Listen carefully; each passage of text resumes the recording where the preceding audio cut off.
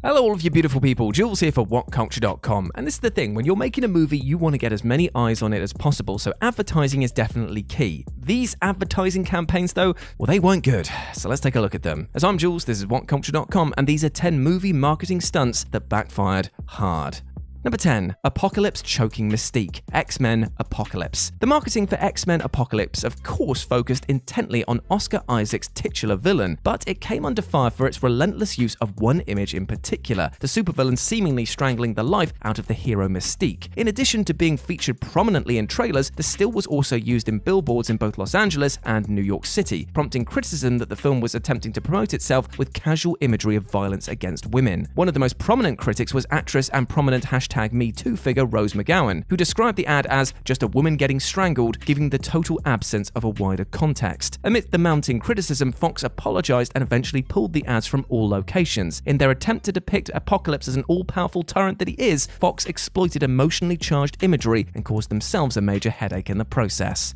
Number 9. Promoting cars in a movie about the environment, The Lorax. Dr. Seuss's legendary children's book, The Lorax, is much loved for its important message about protecting the environment, so many were left pretty confused when Illumination's 2012 movie adaptation ended up offering viewers some heavily mixed messages. The marketing team for The Lorax went into overdrive ahead of the film's release, striking more than 70 deals for product placements and collaborations, which rather flew in the face of the book's anti-capitalist message. More specifically, the production partnered with Mazda of all companies for an animated commercial featuring their new CX-5 SUV. Though the CX-5 was noted for its reduced emissions and fuel consumption compared to other similar cars, it nevertheless feels totally off base to be promoting cars at all in conjunction with the Lorax. The commercial even gave the vehicle the Truffula Tree seal of approval, resulting in the ad receiving thousands of dislikes on YouTube. What were they thinking?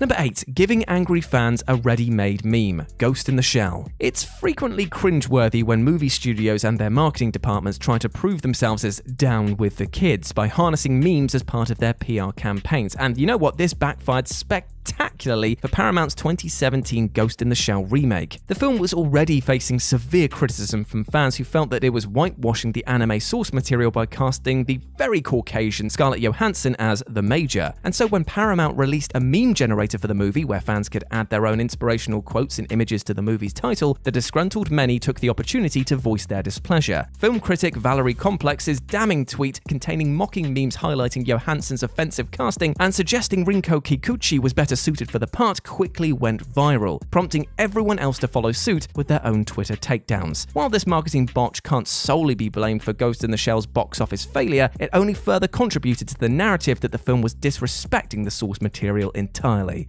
Number 7. Sexualizing children, Cuties. Netflix caused themselves a heap of trouble when marketing their French coming-of-age drama Cuties, which released last September, as despite premiering at Sundance to largely positive reviews for its sensitive yet matter-of-fact critique of how society sexualizes young girls, Netflix's tone-deaf marketing campaign completely betrayed this. The posters featuring the preteen protagonists in skimpy clothing and suggestive poses were largely criticized for doing the very thing that the film was supposed to be rallying against, causing the #CancelNetflix trend and more than 600,000 people signing a petition agreeing to cancel their streaming subscriptions. And Netflix themselves were indicted by a Texas grand jury, confirming just how thoroughly people had become swept up in the admittedly problematic marketing while also losing sight of the film's own angle. Netflix quickly pulled the poster, and the co-CEO of Netflix called the film's director to personally apologize for the trouble. Even so, it's a shame that Cuties only came to public prominence because of incongruous marketing rather than from what the film was trying to actually say. Were it not for this marketing blunder, it would have probably been yet another critically acclaimed festival hit that largely went undiscovered on the streaming platform entirely. Number 6. Trying to convince people to visit the cinema during a pandemic, Tenet. Last summer, Christopher Nolan's Tenet was mounted as the must-see blockbuster film that would save cinemas, bringing audiences back to multiplexes in droves and driving revenue to the flagging theatrical industry. Despite a global pandemic making audiences' reticence to return to the cinema completely understandable, Warner Brothers pushed ahead regardless with the marketing blitz for Tenet, noting in trailers and on posters that it was available only in theaters and where theaters are open. Even accepting the fact that Nolan would have likely wanted to die before allowing one of his lavish tentpoles to go direct to video on demand, the aggressiveness of the marketing, hyping up Tenet as a massive cultural event and exploiting FOMO to entice people back to cinemas was widely criticized as tasteless. Given that upwards of 5,000 people per day were already dying worldwide from COVID-19 when Tenet was first released, encouraging people to group together in an enclosed space was deemed irresponsible. And so is it little surprise that this film underperformed commercially, especially in the US where it grossed just $57.9 million? This had the byproduct of ensuring that almost every other scheduled blockbuster moved out of 2020, and may well have encouraged Warner Brothers to strike the groundbreaking day and date HBO Max deal for their entire 2021 release slate. Number 5. Giving away $1 million.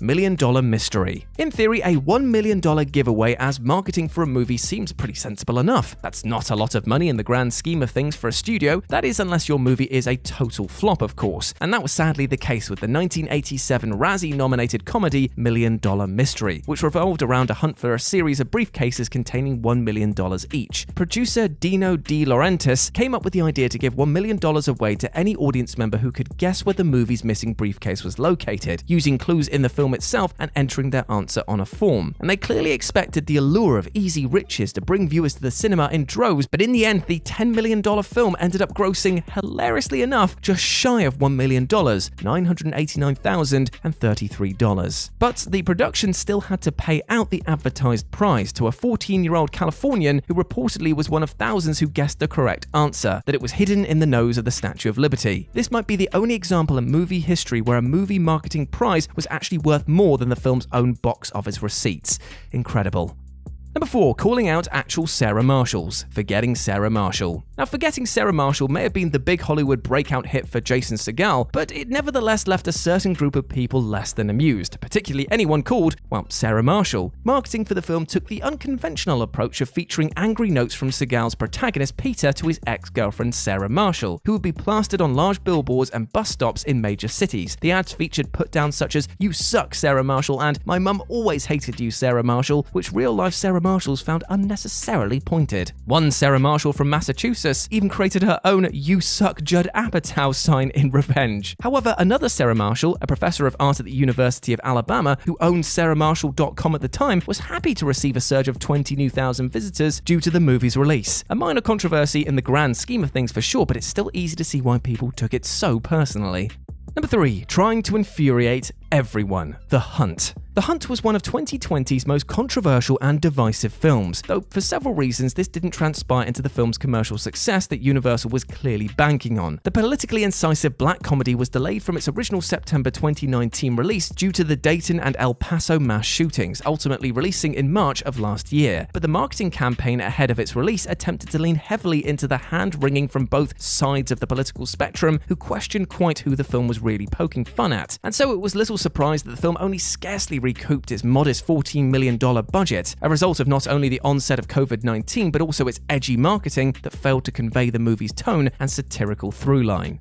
Number 2. Megan Fox's sex appeal. Jennifer's Body. Back in 2009, Megan Fox was very much the it girl, having come to prominence for her performances in Michael Bay's first 2 Transformers movie. Hollywood unsurprisingly attempted to capitalize on Fox's status as a sex symbol by shoving her into a number of eye-candy roles, apparently including 2009's horror comedy Jennifer's Body. The film was marketed almost exclusively on Fox's sex appeal, with posters featuring her in minimal clothing and suggestive poses, while the trailers played up her kissing scene in the film, enough that it basically seemed like a vapid, single-minded star vehicle. By marketing itself so aggressively to young men at the expense of, well, everyone else, it's unsurprising that the film grossed just $31.6 million worldwide amid wildly mixed reviews. In more recent years, however, the film has been re-evaluated following the onset of the Me Too movement, with the director opening up about her difficulties convincing the studio to market the film properly. I kept sort of reminding everybody, guys, we can't market this movie to boys, and then have them go to the theater expecting one thing and then seeing Megan Fox not really take her clothes off but rip a guy's intestines out and eat them. Horrifyingly, she also revealed that Fox also wanted to try and host an amateur porn site as a marketing idea. Oof. And number 1, sending nail bomb kits to press, a Belfast story. So we've talked about some films that messed up quite a lot, but none of these films screwed the marketing pooch nearly quite so badly as 2013's Irish crime film A Belfast Story, which proved controversial a month prior to its release when members of the press were sent marketing packages in the style of nail bomb kits. Empire film critic Chris Hewitt called the press kits the most distasteful freebie ever, prompting director Nathan Todd to offer an apology while attempting to explain the marketing strategy. This is what he said. The media packs were not meant to offend or upset anyone, but to demonstrate the difficult challenges facing the people and the politicians today. It was important for us to capture the weight and physicality of violence. To gloss over this would be wrong in our opinion. Ultimately, this spectacularly inappropriate piece of movie marketing, which may indeed be the most ill-advised in film history, is really the only reason that anyone actually remembers A Belfast Story, which came and went without a trace and now rocks a cool 14% on Rotten Tomatoes.